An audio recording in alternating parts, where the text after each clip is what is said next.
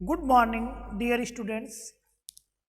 आज हम BSc part first में नया पेपर विविक्त गणित क्या है स्टार्ट करने जा रहे हैं।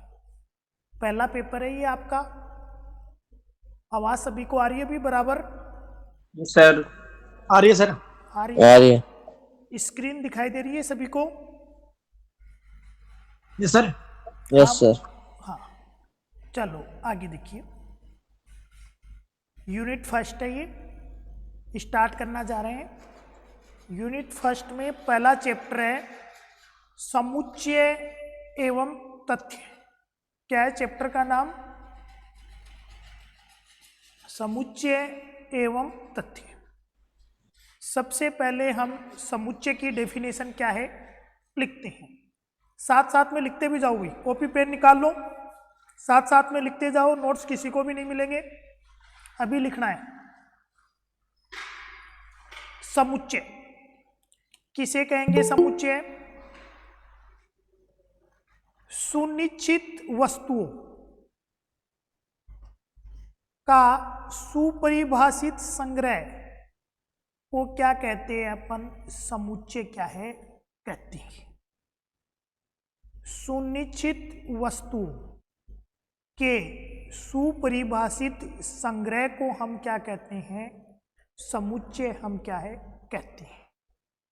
सुनिश्चित वस्तुओं को हम क्या कहते हैं? अवयव यहाँ पे क्या है कहते हैं। एलिमेंट हम यहाँ पे क्या है कहते हैं। समुच्चय में विद्यमान वस्तुओं के समुच्चय को क्या कहते हैं अपन? अवयव या एलिमेंट क्या है कहते हैं। यहाँ पर सुपरिभाषित शब्द का मतलब है कि यदि किन्हीं विशेष वस्तुओं का कोई संग्रह दिया हो तो हम किसी वस्तु के लिए यह क्लियरली निर्धारण कर सके कि वह वस्तु उस संग्रह में शामिल है या नहीं है। अगर आपको क्या है कोई सेट दे दे, बोले कि ये वस्तुएं है उसके अंदर, तो वो बात आप चाहे किसी से भी पूछे, सबके सब यही बोले कि बेकी ये वस्तुएं इस संग्रह के अंदर होगी, तो उसे हम क्या कहते हैं? सुपरिभाषित संग्रह कहते हैं। जैसे एक वर्ष में महीनों के नाम, तो एक वर्ष में महीनों के नाम किसी से भी पूछे सब 12 ही बताएंगे, कोई भी 13 क्या है नहीं बताएंगे, तो उसे हम क्या कहते हैं? सुपरिभाषित क्या है संग्रह क्या है इसे कहते हैं। समुच्चय को अंग्रेजी वर्णमाला के बड़े अक्षरों ABC से क्या करते हैं अपन? व्यक्त करते हैं, तथा इनके अवयवों को अंग्रेजी वर्णमाला के छोटे अक्षरों ABC से व्यक्त करते हैं। X यदि समुच्चय A का अवयव है तो उसे हम क्या लिखेंगे? X बिलोंग्स टू A लिखेंगे। यदि X क्या है A का अवयव नहीं है तो इसे हम क्या लिखेंगे? X not belongs to capital A। इसको क्या पढ़ेंगे? X बिलोंग्स टू A, इसका मतलब क्या है? X A का एलिमेंट है। X not belongs to A, इसका मतलब क्या है? X A का अवयव नहीं है। आपके पास में ये क्या है? कोई समुच्चय है, कोई सेट है, इसके अंदर 3 एलिमेंट है ABC। समुच्चय या सेट को हमेशा क्या करते हैं? कैपिटल लेटर के द्वारा क्या करते हैं? रिप्रेजेंट करते हैं।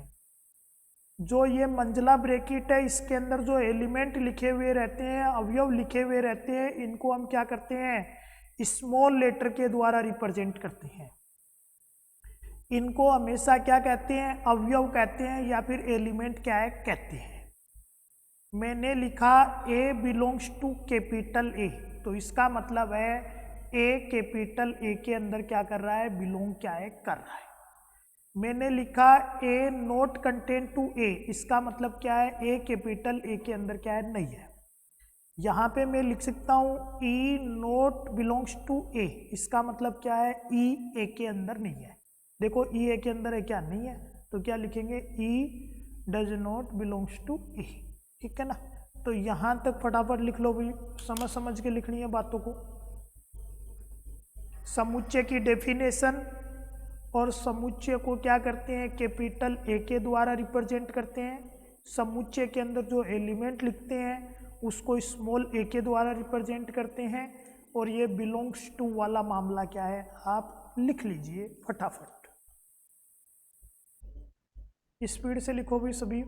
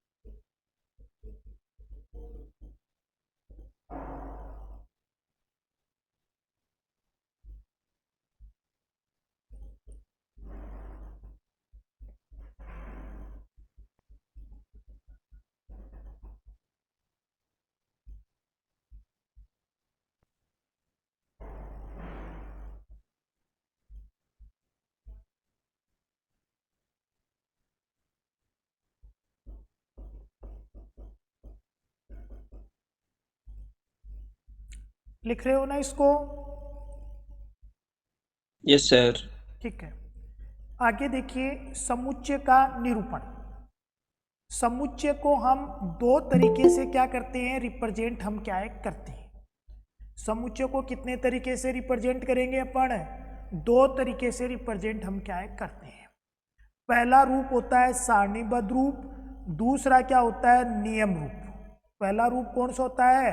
सारणीबद्ध रूप, और दूसरा नियम कौन सा होता है? नियम रूप या समुच्चय निर्माण रूप। सारणीबद्ध रूप किसे कहते हैं? टेबुलर फॉर्म किसे कहते हैं? कोई एलिमेंट है, उन एलिमेंटों को क्या किया आपने? सीधे सीधे लिख दिया। ए के अंदर 3 एलिमेंट है तो ये क्या कहलाएगा? सारणीबद्ध रूप कहलाएगा। बी के अंदर 3 एलिमेंट है, 1 2 3 अपने सीधे सीधे लिख दिए तो ये क्या कहलाएगा? सारणीबद्ध रूप कहलाएगा। इस रूप में समुच्चय के सभी अवयवों को सूची बनाकर उसे मंझले ब्रैकेट में लिख दिया जाता है। जैसे कि यदि किसी समुच्चय के अवयव ABC है तो उसको सारणीबद्ध रूप में हम निम्न प्रकार से क्या है लिखेंगे। जैसे इंग्लिश के अंदर स्वर होते हैं AEIOU, तो मैं क्या कर दूं? स्वर को डायरेक्ट ही लिख दिया AEIOU, तो ये क्या है अपने पास में सारणीबद्ध रूप क्या है। आगे देखिए नियम रूप या समुच्चय निर्माण विधि। आगे देखिए नियम रूप या सारणी रूप।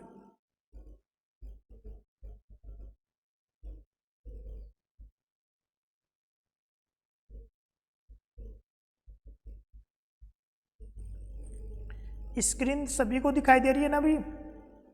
हाँ सर। ठीक है। दूसरा है नियम रूप या समुच्चय निर्माण रूप। इसके अंदर हम क्या करते हैं? सेट को क्या करते हैं? नियम की फॉर्म में लिखते हैं, या फिर समुच्चय निर्माण विधि भी इसे हम क्या है कहते हैं। क्या है? इस रूप में समुच्चय के अवयव जिस विशेष नियम का पालन करते हैं उसे लिख दिया जाता है। जैसे अपने पास में ए में एलिमेंट है 2 4 6 8 है या नहीं है? अब मेरे को इसको क्या करना है? समुच्चय निर्माण विधि से क्या करना है? लिखना है। इसको क्या करना है? मेरे को नियम रूप में क्या करना है? लिखना है। तो नियम रूप में मैं इसको कैसे लिखूंगा? x, यहाँ पे देखो ये सेमीकोलन लिखा गया है। क्या लिखा गया है यहाँ पे? सेमीकोलन लिखा गया, कोलन लिखा गया है। कोलन का मतलब क्या है? यहाँ पे x, ए में क्या है? x, और x क्या है यहाँ पे? इस प्रकार से डिफाइन है। x यहाँ पे किस प्रकार से डिफाइन है? x यहाँ पे इस प्रकार से डिफाइन है। क्या मतलब है इसका? a में x है और x इस प्रकार से है। a में x है और x इस प्रकार से है। x किस प्रकार से है? x अंक 2 का गुणक है। x क्या है अभी? 2 का गुणक है। 2 के गुणक कौन होते हैं? 2 4 6 8 10 12, ये सब 2 के गुणक होते हैं। और ये x क्या होना चाहिए? 2 और 8 के बीच में ही होना चाहिए। 2 से लेके 8 के बीच में ही होना चाहिए। तो यहाँ पे हम क्या लिखेंगे? x क्या है? 2 4 6 8 ही होगा। देखो, या तो इसको इस फॉर्म में लिखे या फिर इस फॉर्म में लिखो। देखो दोनों फॉर्म चेक करो, दोनों फॉर्म एक ही है क्या? चेक करो भाई, बोलो भाई एक ही फॉर्म है क्या ये? Yes sir. Yes sir. ठीक है ना। तो इसे तो हम क्या कहते हैं, नियम रूप या समुच्चय निर्माण रूप। ऊपर वाले को क्या कहते हैं, सारणीबद्ध रूप। समझ में आ गई? अब हम क्या, सारणीबद्ध को नियम रूप में लिख सकते हैं। क्या? हाँ, सारणीबद्ध रूप को नियमबद्ध रूप में लिख सकते हैं, नियमबद्ध रूप को सारणीबद्ध रूप में हम लिख सकते हैं ना। नेक्स्ट है विशेष प्रकार के कुछ समुच्चय। ये जो एग्जाम्पल रहेंगे, ये एग्जाम्पल आपके क्या है, BSc part first second third सब में काम में आएंगे, और 11वीं 12वीं 9वीं 8वीं 7वीं सब में आपने काम में लिया था। कैपिटल एन किसे कहते हैं, प्राकृत संख्याओं का समुच्चय। प्राकृत संख्याओं के समुच्चय में कौन से एलिमेंट होते हैं, 1 2 3 4। बताओ ये सब प्राकृत संख्याएं होती है नहीं होती? होती है क्या? लिख लो इसको।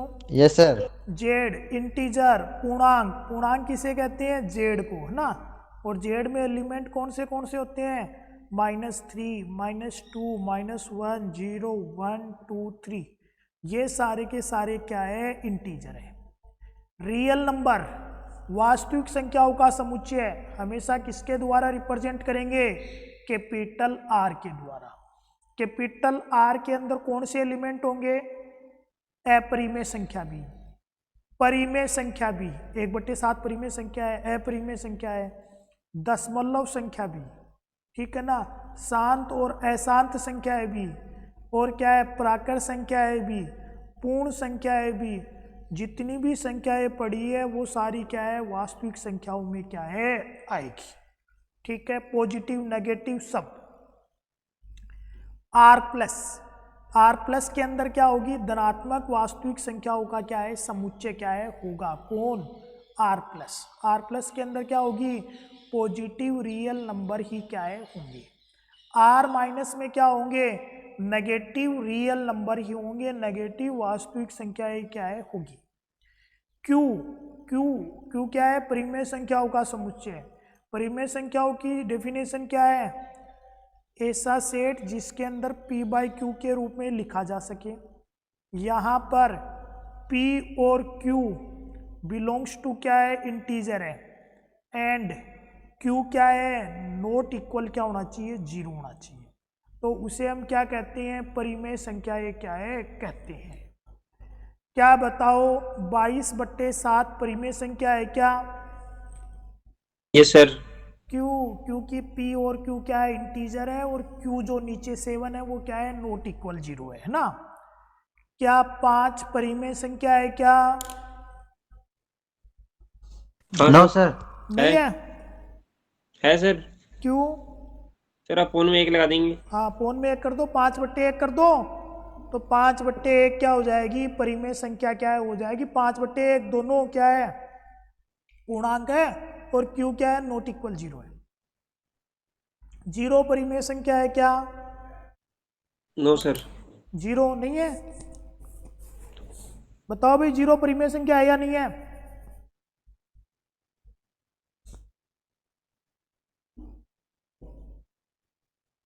सर नहीं है, शायद नहीं है सर। अरे 0/1 लिख दो। अब बताओ परिमेय संख्या है या नहीं है? है क्या? अरे डेफिनेशन देखो, 0 और 1 इंटीजर है, और q नॉट इक्वल 0 है। बताओ परिमेय संख्या है या नहीं है? हाँ सर, अब तो हो गई। हो गई ना, हाँ हो गई। 0/1 0 ही होता है ना। धन परिमेय संख्याओं का समुच्चय जिसके अंदर पॉजिटिव परिमेय संख्या होती है उसे हम क्या कहते हैं, q+ के द्वारा रिप्रेजेंट करते हैं। इसे कहते हैं set of positive real number. जैसे 22/60 है, ये क्या है, पॉजिटिव रियल रेशनल नंबर है। धन परिमेय संख्या क्या है, ये है। अगर माइनस चिन्ह लगा दो तो ये क्या हो जाएगा, ऋणात्मक परिमेय संख्या हो जाएगी। अगर ऋणात्मक परिमेय संख्याओं का सेट है तो उसे हम क्या करेंगे, q- के द्वारा रिप्रेजेंट करेंगे। सम्मिश्र संख्याओं का समुच्चय z = x + i, x और y क्या होते हैं यहाँ पे, x और y यहाँ पे क्या होते हैं, रियल नंबर। और ये पूरा का पूरा क्या होता है, रियल पार्ट, और ये पूरा का पूरा क्या होता है, इमेजिनरी पार्ट। आइटा की वैल्यू यहाँ पे क्या होती है, √-1। लिख लो फटाफट। इसे हम क्या कहेंगे, सेट ऑफ कॉम्प्लेक्स नंबर, और सी के द्वारा इसको हम रिप्रेजेंट क्या है, हम करेंगे। फटाफट लिख लो भाई। सर आई वाला काल्पनिक होता है ना? हाँ, आई काल्पनिक नंबर होता है और इसकी वैल्यू क्या होती है, √-1 होती है। पुरानी बातें, नई बातें नहीं है भाई, नई बातें कल से स्टार्ट करेंगे, मंडे से, है ना। ये सारी चीजें आप पहले पढ़ चुके हैं ना।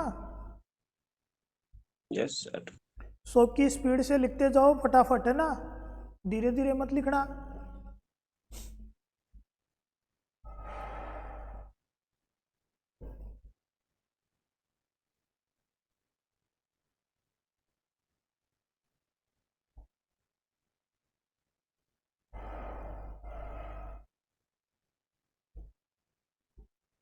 नेक्स्ट लिखो, समुच्चय के प्रकार। पहला प्रकार है एकल समुच्चय। एकल समुच्चय की डेफिनेशन क्या होती है, ऐसा सेट जिसके अंदर केवल एक ही एलिमेंट हो उसे हम क्या कहते हैं, एकल समुच्चय क्या है कहते हैं। ऐसा समुच्चय जिसमें केवल एक ही एलिमेंट हो उसे हम क्या कहते हैं, एकल सेट कहते हैं। फॉर एग्जाम्पल 2 के अंदर कितने एलिमेंट है भाई, इस सेट के अंदर एक ही एलिमेंट है 2, तो इसे हम क्या कहेंगे, एकल सेट कहेंगे।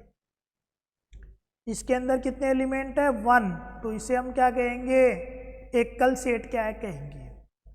इसके अंदर कितने एलिमेंट है 4, एक ही एलिमेंट है, तो इसे हम क्या कहेंगे, एकल सेट कहेंगे। इसके अंदर कितने एलिमेंट है 0, तो इसे हम क्या कहेंगे, एकल सेट। इसके अंदर कितने एलिमेंट है, ए एलिमेंट है, इसलिए एक ही एलिमेंट है, इसे हम क्या कहेंगे, एकल सेट।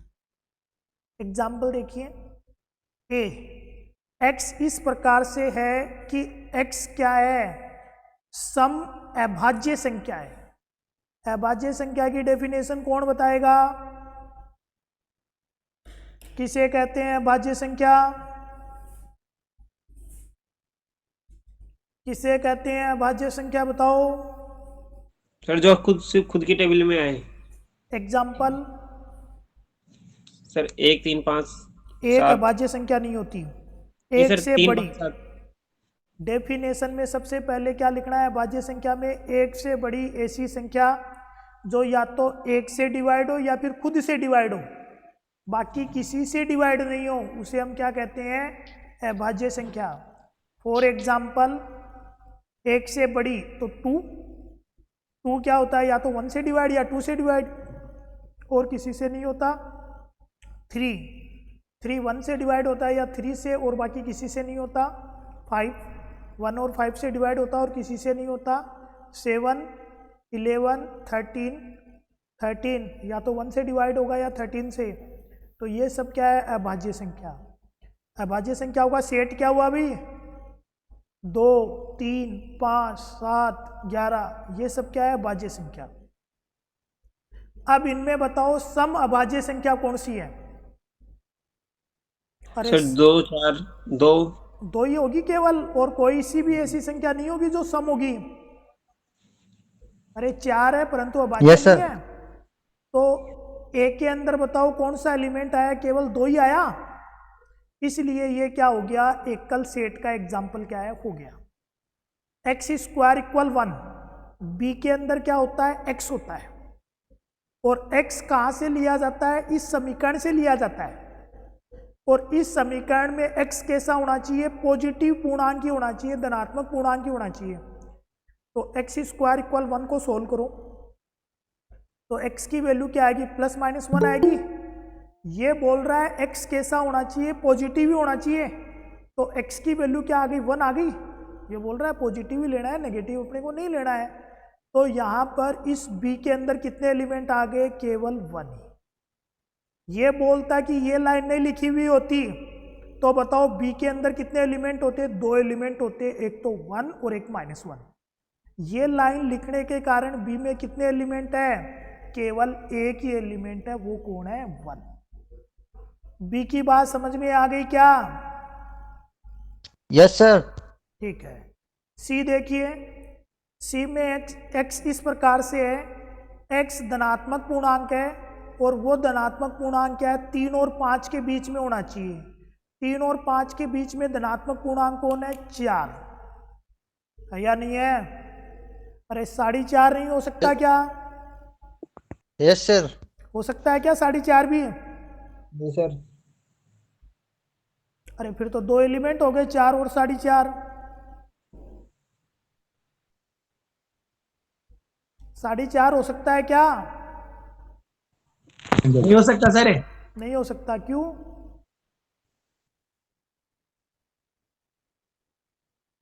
अरे 4.5 पूर्णांक नहीं है, पूर्णांक होना चाहिए ना। पूर्णांक होना चाहिए पूरा पूरा। पूर्णांक का मतलब पूरा पूरा, है ना। नेक्स्ट लिखते जाओ फटाफट। रिक्त समुच्चय, ऐसा समुच्चय जिसके अंदर कितने एलिमेंट हो? कोई एलिमेंट नहीं हो। एलिमेंट क्या है? कोई भी नहीं हो, उसे हम क्या कहते हैं? रिक्त समुच्चय कहते हैं। इंग्लिश में क्या कहते हैं? Empty set, null set, void set. ये इसके इंग्लिश में क्या है? नाम है किसके? रिक्त समुच्चय के। रिक्त समुच्चय को हमेशा किसके द्वारा रिप्रेजेंट करते हैं? फाई के द्वारा। किसके द्वारा रिप्रेजेंट करते हैं रिक्त समुच्चय को? फाई के द्वारा।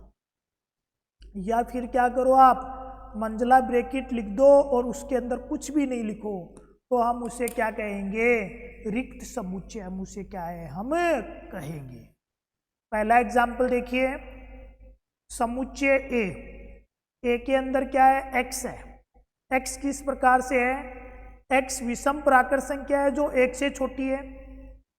एक से छोटी विषम प्राकृत संख्या,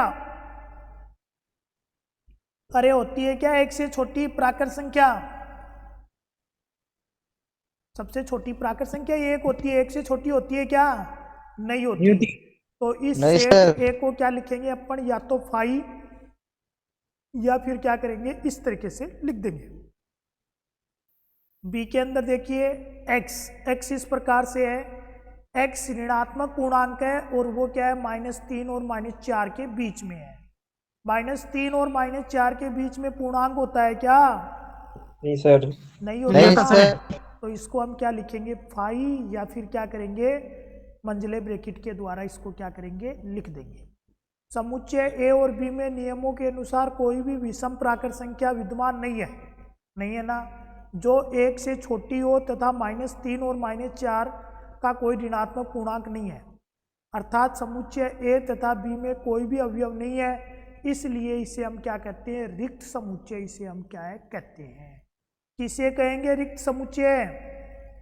यदि समुच्चय ए में कोई भी अवयव नहीं है तो उसे हम क्या कहेंगे? रिक्त समुच्चय हम उसे क्या है? कहेंगे। डेफिनेशन समझ में आ गई रिक्त समुच्चय की।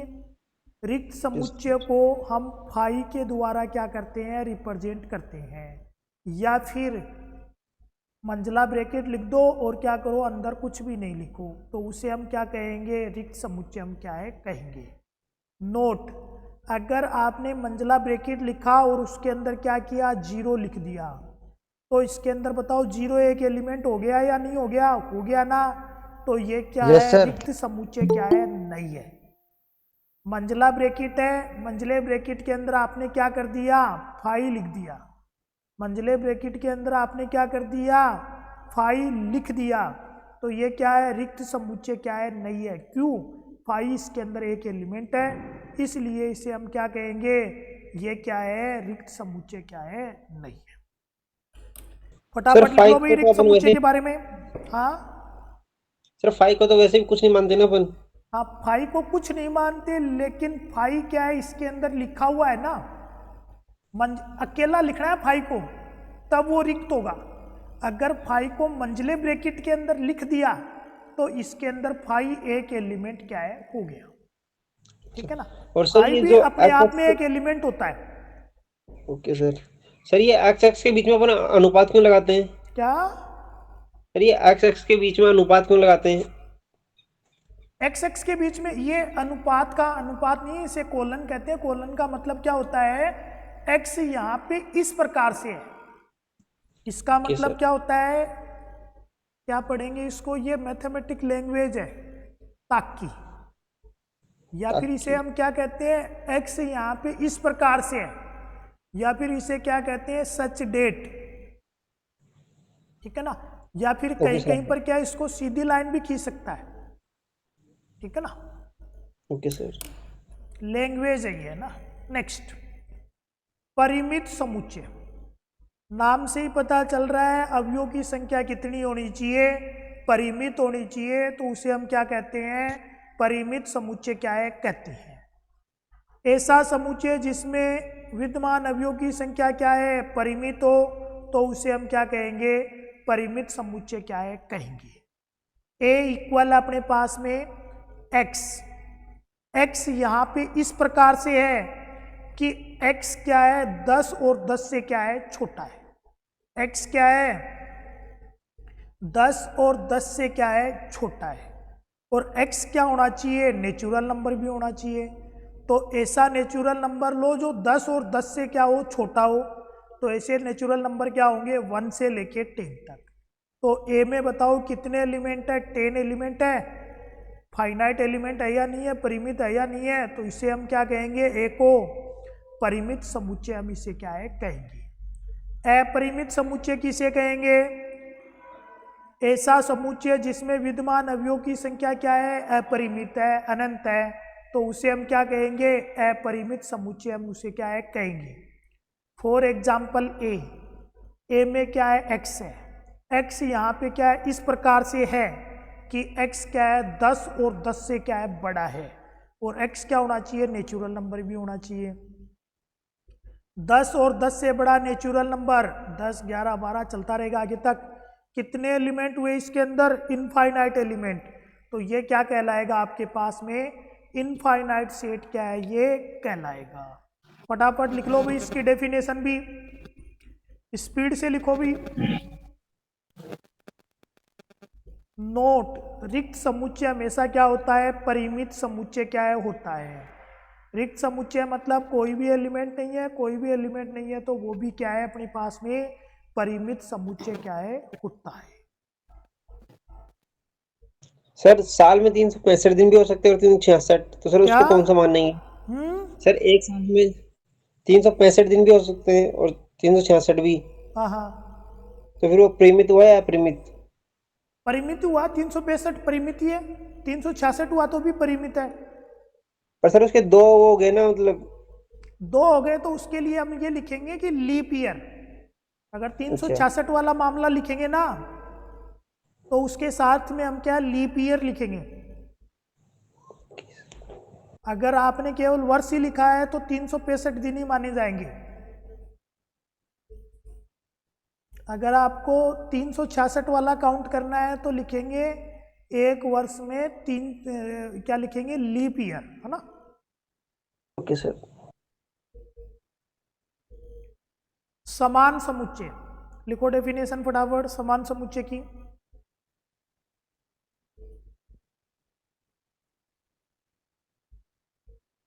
दो परिमित समुच्चय जहां ए व बी में ए का प्रत्येक अवयव बी में हो तथा बी का प्रत्येक अवयव क्या हो, ए में हो, तो समुच्चय ए और बी को क्या कहते हैं अपन, समान समुच्चय क्या है कहते हैं। इसे ए इक्वल बी के द्वारा क्या करते हैं, रिप्रेजेंट हम क्या है करते हैं। देखिए ये सेट ए है, ये सेट बी है। ए के सारे एलिमेंट बी के अंदर है क्या, देखो है क्या, यस सर है। Yes sir. सर बी के सारे एलिमेंट ए के अंदर है क्या, है। तो Yes, हम sir. क्या कहेंगे, ए और बी क्या है समान समुच्चय है और इसे क्या करेंगे ए इक्वल बी के द्वारा रिप्रेजेंट हम क्या है करेंगे। तुल्य समुच्चय, तुल्य समुच्चय की डेफिनेशन देखो, नोट को बाद में पढ़ेंगे, यहाँ पर ये दोनों नोट है इसको। तुल्य समुच्चय इंग्लिश में कहेंगे इक्वलेंट सेट। किसे कहेंगे इक्वलेंट सेट, दो समुच्चय ए और बी समतुल्य समुच्चय कहलाते हैं। क्या कहलाते हैं? तुल्य समुच्चय कहलाते हैं। यदि ए में अवयव की संख्या और बी में अवयव की संख्या क्या है? बराबर है। अवयव को नहीं देखना, अवयव की क्या करनी है? संख्याओं को देखनी है। बताओ इस सेट में कितने एलिमेंट है? ये नहीं देखना क्या है क्या नहीं है, बस काउंट कर लो कितने एलिमेंट है? 3। इसमें कितने एलिमेंट है? 3। दोनों में अवयव की संख्या बराबर हो तो ए और बी को क्या कहेंगे? अपन तुल्य समुच्चय कहेंगे और इसको ए इक्वलेंट बी के द्वारा रिप्रेजेंट करेंगे। ये क्या है? इक्वलेंट का क्या है? साइन है। एन ए लिखना इसका मतलब क्या है? ए में कितने एलिमेंट है? एन ए लिखने का मतलब क्या है? ए में कितने एलिमेंट है? बताओ ए में कितने एलिमेंट है? 3। एन बी लिखना इसका मतलब क्या है? बी में कितने एलिमेंट है? बी में कितने एलिमेंट है? 3। 3 और 3 बराबर है, इसलिए ए और बी क्या है? इक्वलेंट सेट है। फटाफट लिख लो भाई तुल्य समुच्चय इक्वलेंट सेट की डेफिनेशन।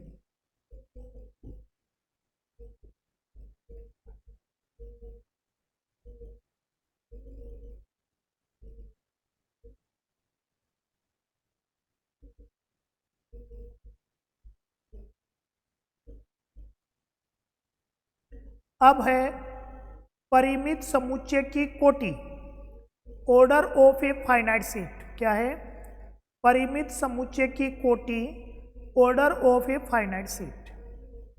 तो जिस सेट में जितने एलिमेंट होते हैं ना, वो क्या कहलाती है? उसकी कोटि कहलाती है। किसी परिमित समुच्चय एस में विद्यमान विभिन्न अवयवों की संख्या को ही क्या कहते हैं? समुच्चय की कोटि कहते हैं। इसे एनएस या फिर ऑर्डर ऑफ एस के द्वारा क्या करते हैं? रिप्रेजेंट हम क्या है? करते हैं। एस में बताओ कितने एलिमेंट है? 1 2 3 4 5। तो मैं एन एस कितना लिखूंगा? 5। क्यों? क्योंकि एस में कितने एलिमेंट है? 5 एलिमेंट है।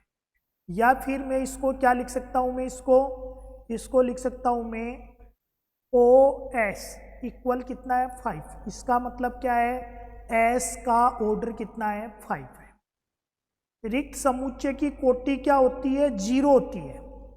5 यहाँ पे देखो करली ब्रैकेट और अंदर कुछ नहीं लिखा, तो इसे हम क्या कहते हैं? रिक्त समुच्चय। तो रिक्त समुच्चय का ऑर्डर निकालोगे तो क्या आएगा? 0 आएगा। या फिर ऑर्डर ऑफ 0 इस सेट के अंदर 0 एक एलिमेंट है, इसलिए इसका ऑर्डर कितना होगा? 1 होगा। यहाँ तक अपने को क्या करना है? ढंग से कॉपी में क्या कर लेना है? लिख लेना है। कोई बात नहीं समझ में आए तो आपको क्या करना है? पूछना है।